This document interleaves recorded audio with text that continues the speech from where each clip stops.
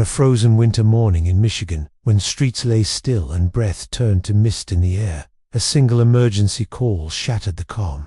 A mother's voice, tense and uncertain, reported that her 2-year-old son was gone. There were no screams, no witnesses, no signs of struggle.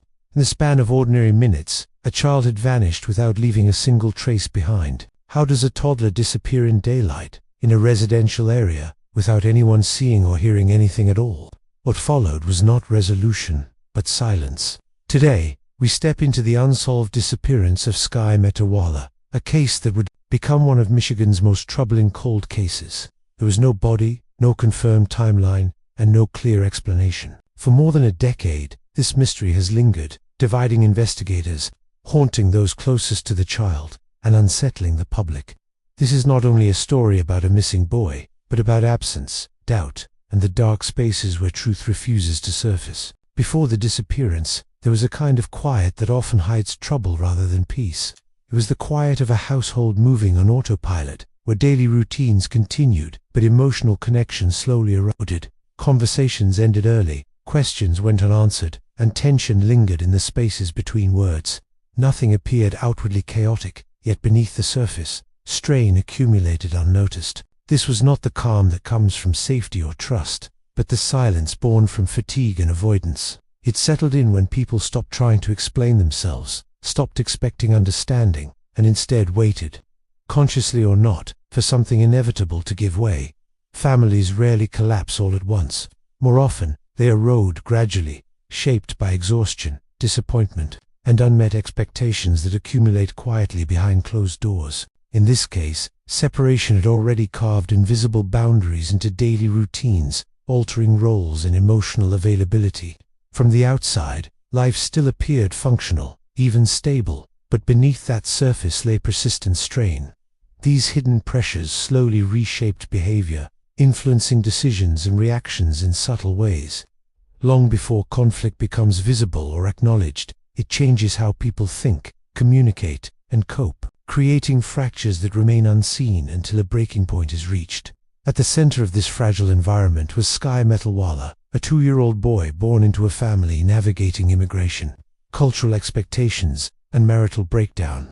At an age when language barely forms, Skye depended entirely on the adults around him to interpret the world and protect him from it. His vulnerability was complete and unavoidable. Skye could not clearly express fear, confusion, or distress.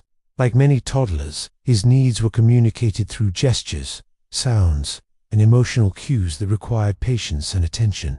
His dependence is critical to understand, because a child so young cannot adapt to instability or make sense of sudden changes in care or environment. Those who followed the case described little Skye Metalwala as a toddler defined by vulnerability more than independence, a child whose world was shaped almost entirely by the adults around him. On the morning he vanished, he was reportedly left asleep in a car, a situation that highlighted his total dependence on caregivers for safety and guidance in an unpredictable world. Investigators found no indication that Skye had acted independently that morning, emphasizing his complete dependence on adult care. The lack of evidence confirming his presence in the vehicle deepened the sense of a fragile, unresolved story shaped entirely by trust. In families under stress, children often become emotional anchors. They absorb tension without understanding its source, responding only with confusion or fear. Skye existed within an adult conflict he could not perceive, yet one that shaped every condition of his care. In such settings, small decisions can carry irreversible consequences. Skye's mother occupied a central and complicated role in this story. She was navigating separation, custody disputes, and the isolating pressures of parenting largely alone. Emotional withdrawal became a coping mechanism, a way to manage overwhelming stress while maintaining surface-level control. Over time, this internalization can distort judgment. Psychologically, prolonged stress narrows perception. When an individual feels trapped, isolated, or scrutinized, decision-making often becomes rigid or defensive. Rather than seeking support, the person may retreat inward, prioritizing immediate relief over long-term safety. This pattern is not inherently criminal, but it can be dangerous when a child is involved. There were reports of ongoing family conflict, marked by arguments and unresolved resentment. These tensions did not erupt publicly, but they shaped the emotional atmosphere of the household. Conflict that remains unspoken does not disappear. It transforms into anxiety, avoidance, and emotional distance that permeate daily routines. The relationship between mother and child existed within this strained framework. While affection may have been genuine, it coexisted with fatigue, frustration, and pressure. Parenting under constant stress alters emotional availability, sometimes leading to lapses in attention or judgment that would otherwise seem unthinkable. Understanding this dynamic does not assign guilt. Instead, it provides context for how vulnerability develops. True crime analysis requires resisting simple narratives. Families are not defined by single moments, but by patterns of stress, coping, and silence that build over time. The physical environment mirrored this contradiction in subtle but powerful ways. Troy, Michigan is a suburban city defined by orderly streets, quiet neighborhoods, and a predictable rhythm of daily life. It is a place where routines are rarely disrupted and safety is often assumed rather than questioned. In such surroundings, serious crises feel foreign, almost intrusive, as though they do not belong. When something goes wrong in an environment built on stability and normalcy, the shock is amplified, leaving residents unprepared to recognize danger or respond quickly when the unthinkable quietly begins to unfold. In such communities, danger is often imagined as external rather than internal. Threats are expected to come from strangers, not from within familiar spaces. This assumption can blind both neighbors and institutions to warning signs that do not match preconceived notions of risk. Behind the ordinary routines of Troy, family life continued in private. Phone calls ended abruptly, emotions remained unresolved, and daily responsibilities pressed forward regardless of emotional readiness. The disconnect between appearance and reality widened, creating conditions where silence became normalized rather than questioned. In psychological terms, silence can function as both defense and denial. When speaking feels dangerous or pointless, withholding becomes a form of control. Over time, this habit reshapes how problems are perceived, minimizing urgency and suppressing instinctive responses to threat or responsibility. This was the world Skye inhabited before he vanished, not a scene of chaos, but one of quiet instability. A family already fractured, a caregiver under pressure, and a child entirely dependent on adult decisions. The tragedy did not emerge from nowhere. It grew from silence that had been settling for a long time. As we move closer to the morning when Skye disappeared, it becomes clear that the most unsettling aspect is not what happened next, but what was already in place. The absence of noise, the normalization of strain, and the illusion of normalcy formed the backdrop for everything that followed. That morning began like any other day in early November 2011. The air crisp and cool as Julia Beryukova prepared to take her 2-year-old son, Skye, and his older sister to the doctor because Skye was in feeling well.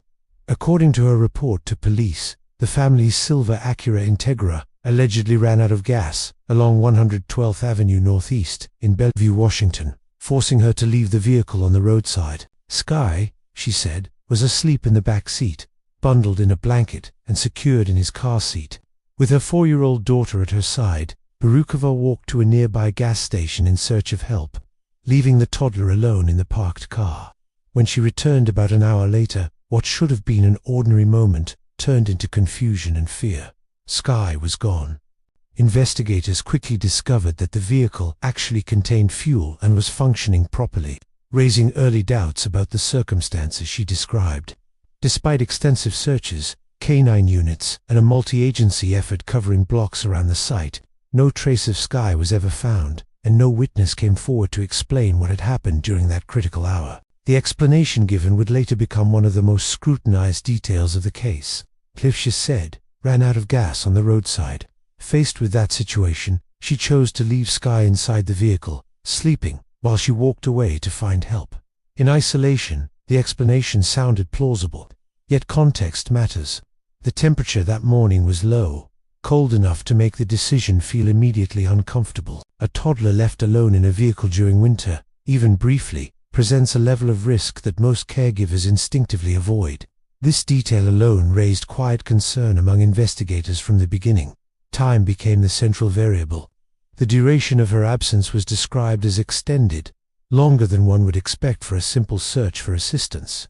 Each passing minute created a wider window of uncertainty, a space where assumptions replaced certainty and logic struggled to keep pace with emotion. When she returned to the vehicle, the narrative shifted from inconvenience to crisis. Skye was no longer inside the car. The seat where he had been placed was empty, undisturbed, offering no visual clues that explained what had happened. There were no immediate signs of forced entry or disturbance. What makes this moment particularly unsettling is the absence of sound. There were no reports of screams, no calls for help, and no witnesses who recalled seeing a child wandering nearby. In a public space, during daylight hours, that silence becomes as significant as any physical evidence. Emergency services were contacted, and law enforcement arrived to assess the situation. From the earliest moments, the scene resisted interpretation. There were no clear footprints leading away from the vehicle, no signs of a struggle, and no evidence suggesting that Skye had walked off on his own. The lack of physical evidence complicated the response. Investigators rely on tangible markers to establish timelines and movement. In this case, the environment offered nothing conclusive. The roadside, the surrounding area, and the vehicle itself remained stubbornly neutral, as if refusing to participate in the narrative. Attention inevitably returned to the account provided by Skye's mother.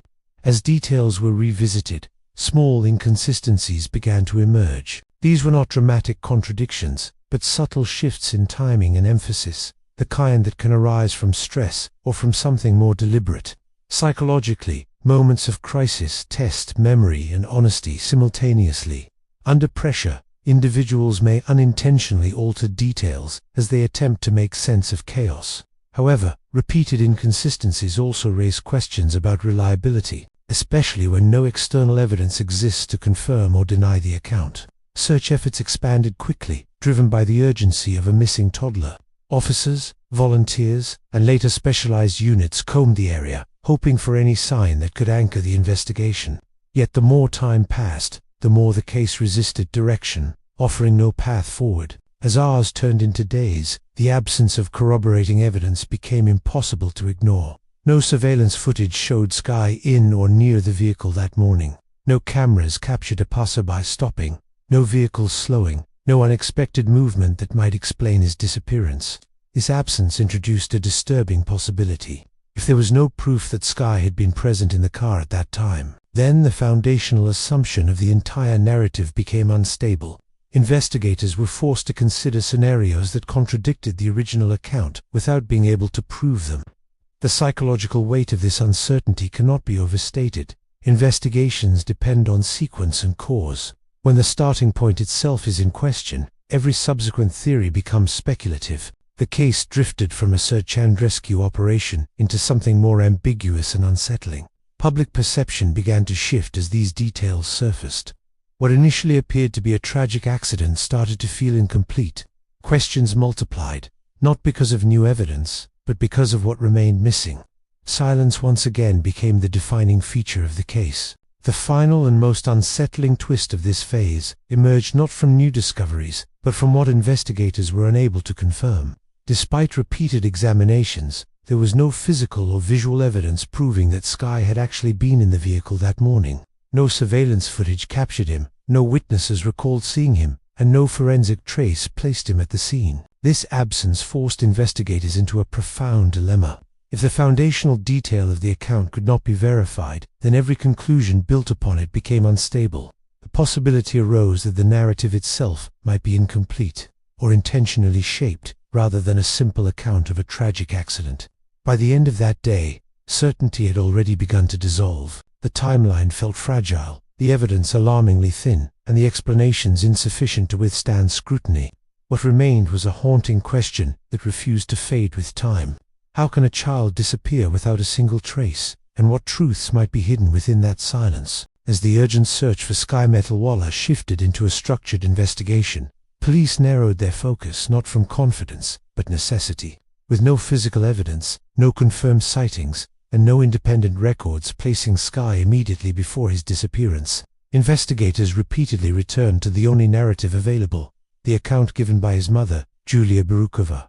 From the earliest hours, her description of that Sunday morning shaped the case. She stated that she left Skye sleeping in the car after it ran out of gas on a Bellevue street, and walked to a gas station with her 4-year-old daughter. That decision quickly became central to scrutiny, especially after police confirmed the car had sufficient fuel and no mechanical issues. When an investigation depends heavily on a single, emotionally involved account, objectivity becomes difficult to sustain. In this case, Julia's statements were repeatedly analyzed for internal consistency rather than verified against external evidence. Critics later suggested that early reliance on one narrative may have delayed broader inquiries, allowing crucial time to pass. In missing child cases, such limitations can produce consequences that linger long after the initial response ends, as details continued to raise more questions than answers. The media stepped into the breach. News outlets across the region and nationally seized on the dramatic circumstances, amplifying every development however minor, and creating a continuous cycle of speculation. Early coverage focused on the tragedy of a missing toddler, but as inconsistencies in the account emerged, headlines shifted toward mystery and suspicion, intensifying public scrutiny rather than clarifying the truth. The narrative became a blend of tragedy and doubt, fueled by repeated broadcasts and articles that revisited the unanswered elements of the case. Public opinion quickly fractured into opposing interpretations. Some accepted the possibility of a tragic accident, shaped by human error and terrible timing. Others viewed the absence of evidence as evidence itself, directing suspicion toward Skye's mother. Online discussions increasingly replaced facts with belief, as frustration grew over law enforcement's inability to bring charges. Despite persistent doubt surrounding the official narrative, social media rapidly became a powerful force in shaping public perception of the case. Online forums, Reddit threads, and local community pages turned into spaces of speculation, debate, and often harsh judgment. Every image, interview, and rumor was examined by strangers searching for meaning in incomplete information. The family, already divided by separation and custody conflict, faced relentless scrutiny while grieving in public. In such environments, emotional responses were easily misinterpreted as signs of guilt, intensifying psychological strain. Within this atmosphere of doubt and fragmented narratives, 3 dominant theories emerged, each driven as much by perception and suspicion as by verifiable evidence. Theory A: accidental disappearance or random abduction. In this explanation, Skye either wandered off from the vehicle or was taken by a stranger during the time his mother was away. Proponents argue that abductions or accidents can happen quickly and without witnesses. Yet there were no signs of disturbance at the scene, no witnesses to corroborate an abduction, and no physical evidence indicating that Skye ever left the car in that way. Police publicly stated that they believed he did not wander off on his own. Theory B: the staged narrative Skye was never in the car that morning. This hypothesis gained traction because investigators were unable to confirm independently that Skye was in the car that day. Surveillance footage did not show him. No gas can was found, and some local commentators and legal observers noted that police could not substantiate key elements of the reported timeline. According to this view, the story itself may have been constructed as a cover for something that happened earlier or somewhere else. This idea remains speculative. There is no proof of staging, but it has persistently shadowed the case. Theory C: involvement of a third party. Some believe that someone other than the immediate family may have taken or removed Skye, either deliberately or accidentally. This theory acknowledges potential investigative blind spots and explores possibilities that might have escaped initial examination. Yet, as with the other theories, it faces a near-identical obstacle: the total absence of physical evidence linking any individual to Skye's disappearance. No DNA, no verified sightings, no credible witness testimony has emerged to support this angle. Each theory offers partial explanations, but none account for the total silence surrounding the event. True crime analysis often warns against forcing coherence where none exists. Ambiguity is not always a failure of logic, but a reflection of incomplete reality. In Skye's case, every potential explanation collides with the same obstacle. There simply is not enough verified information to draw a definitive conclusion. For investigators, the challenge was not necessarily in choosing the most compelling theory, but in determining which line of inquiry could be tested through evidence. Without new leads, every path inevitably circled back to the same unresolved questions that deepened rather than clarified the mystery. Time, which in many criminal investigations serves to uncover truth, only deepened the uncertainty here. Police continued to seek help from the public years later, even releasing age-progressed images of what Skye might look like today in hopes of generating new information. This stagnation shifted interpretation onto the public, turning observers into participants. Forced to choose between incomplete narratives, people projected their own assumptions about trust, guilt, and accountability onto the case. Without resolution, belief often revealed more about psychological bias than evidence. Whether one leans toward misfortune, deception, or an unseen actor, such choices reflect projection rather than certainty in unresolved cases. In the years since Skye disappeared, a subtle development emerged that was not a breakthrough, but a complication. Re-examinations of timelines and accounts introduced further ambiguity rather than clarity. Instead of narrowing possibilities, these reassessments weakened them, leaving investigators and observers with fewer answers than before. As the case evolved, it transformed from a desperate search for a missing child into a study in uncertainty, a demonstration of how absence erodes confidence and how unanswered questions can persist long after urgency fades. Silence is rarely empty. In psychological terms, silence often carries structure, intention, and emotional weight. It can emerge as a response to fear, an attempt to maintain control, or a strategy for survival when expression feels unsafe. In unresolved cases, silence becomes both symptom and shield. It protects the individual from further exposure while simultaneously intensifying suspicion from the outside. What is not said begins to matter more than what is spoken. Each pause, each refusal to elaborate, invites interpretation. Silence, then, becomes an active presence in the narrative, shaping perception even as it withholds clarity. Avoidant behavior is one of the most common psychological responses to overwhelming stress or trauma.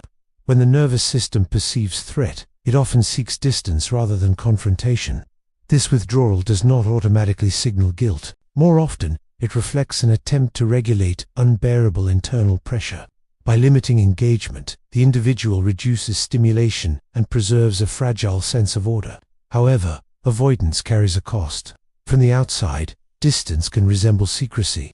The very behaviors that help someone survive emotionally may erode trust, creating a cycle in which withdrawal feeds suspicion and suspicion deepens withdrawal.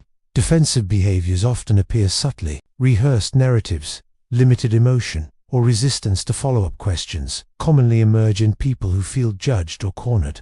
Repetition provides psychological safety when identity feels threatened. However, these same behaviors can also signal concealment, creating a diagnostic overlap where protection and deception become difficult to distinguish, especially when evidence is limited and emotions run high. When loss enters the psyche, the mind instinctively seeks coherence. Grief alone is destabilizing, but grief, paired with responsibility, whether real or perceived, intensifies internal conflict. Guilt and grief can coexist, feeding each other in ways that distort memory, timing, and emotional response. The mind may rewrite sequences to reduce pain or preserve some concept. Silence then becomes a method of containment. By not speaking, the individual postpones confrontation with internal contradictions. What cannot be resolved is held in suspension, creating psychological tension that lingers beneath the surface. Trauma does not always present as visible distress. Popular expectations often assume grief will look emotional, expressive, or chaotic. In reality, trauma frequently manifests as emotional flattening, delayed reactions, or rigid logic. These traits can appear unnatural or cold to observers, yet they reflect a nervous system attempting to maintain control when emotional collapse feels imminent. Cognitive restraint becomes a survival tool. The absence of visible suffering does not indicate its absence internally. Instead, it suggests that expression itself has become too dangerous to allow. From a Buddhist perspective, suffering arises from attachment and resistance to impermanence. The desire to preserve a self-image, a role, or a narrative creates inner conflict when reality threatens that structure. Silence, in this context, can be understood as a form of clinging. By refusing to engage, the individual attempts to freeze meaning in place, avoiding the destabilizing flow of change. Buddhism teaches that such resistance does not eliminate suffering, but prolongs it. What is avoided externally continues to operate internally, shaping thought and emotion beneath conscious awareness. Buddhism also introduces the concept of karmic residue, the psychological consequence of unacknowledged actions. This does not imply punishment, but continuity. What is not faced does not disappear. It accumulates. Silence does not dissolve suffering, it delays confrontation. Over time, this unresolved tension may surface indirectly through anxiety, rigidity, or emotional numbness. The mind carries unfinished business quietly, influencing perception and behavior without conscious intent. In this sense, silence becomes an ongoing process rather than a neutral state. Christian theology approaches silence through a different lens, framing it around sin, confession, and internal judgment. When confession feels impossible, the individual becomes both defendant and judge. Silence transforms into a private courtroom where guilt is argued internally rather than absolved. This internal judgment can be harsher than any external accusation. Living with unresolved truth creates a constant psychological burden, reshaping identity over time. The question shifts from innocence or guilt to how long can one live under the weight of unspoken truth without fracture? Philosophically, the endurance of silence raises a fundamental question about human limits. How long can a person coexist with a secret? Research in moral psychology suggests that concealed knowledge alters cognition, increasing stress and narrowing emotional range. The longer silence persists, the more normalized it becomes, yet the cost accumulates quietly. Thought patterns grow rigid, emotional expression contracts, and perception narrows. Silence becomes familiar, but not neutral. It reorganizes the inner landscape, shaping how reality is interpreted and engaged. In cold cases, investigators often revisit timelines, not because new facts have emerged, but because interpretation evolves. Memory, language, and nonverbal behavior shift subtly over time. These changes can reveal cognitive strain or unconscious conflict that was not apparent during initial questioning. Language analysis becomes especially relevant. Variations in phrasing, emotional distance, and temporal framing may indicate psychological load rather than deception. A person under sustained stress may speak abstractly, minimizing agency or emotion as a means of self-body language, while unreliable in isolation, can complement linguistic patterns. Defensive postures, reduced gesturing, or inconsistent affect may reflect internal tension. However, such indicators must be interpreted cautiously. Trauma, public scrutiny, and prolonged stress can produce the same behaviors as concealment. The challenge lies not in detecting deception, but in understanding psychological context. Without that understanding, interpretation risks becoming projection rather than analysis. A renewed investigative approach would demand patience over pressure. Reconstructing emotional context, rather than forcing admissions, may reveal why clarity remains elusive. The most unsettling element is not missing evidence, but enduring ambiguity. Silence itself has shaped the narrative, challenging the belief that truth inevitably emerges with time. The question remains unresolved. Can truth be buried indefinitely, or does it simply wait for conditions in which it can be spoken? In cases like this, silence does not signal an ending. It signals a pause, one that continues to echo. What remains is not an answer, but an invitation to understand silence not as emptiness, but as a psychological landscape demanding attention rather than resolution. More than a decade has passed, yet the disappearance of Skye Metalwala continues to linger like an unanswered echo. Time has moved forward, but this case remains suspended, unresolved, and deeply unsettling. Skye is a name that was never recovered, never confirmed, yet never erased from memory. His absence has become its own form of presence. This story forces us to confront uncomfortable truths. Children are fragile, entirely dependent on the judgment of adults whose own lives may be fractured or overwhelmed. Responsibility does not disappear in moments of stress, and systems designed to protect can falter when silence replaces clarity. In the spaces where oversight fails, vulnerability grows. If this story made you think, please like, share the video and subscribe for more true crime stories. Some crimes leave no screams, only questions, and some silences echo louder than any confession. Thank you for listening to Criminal Mind.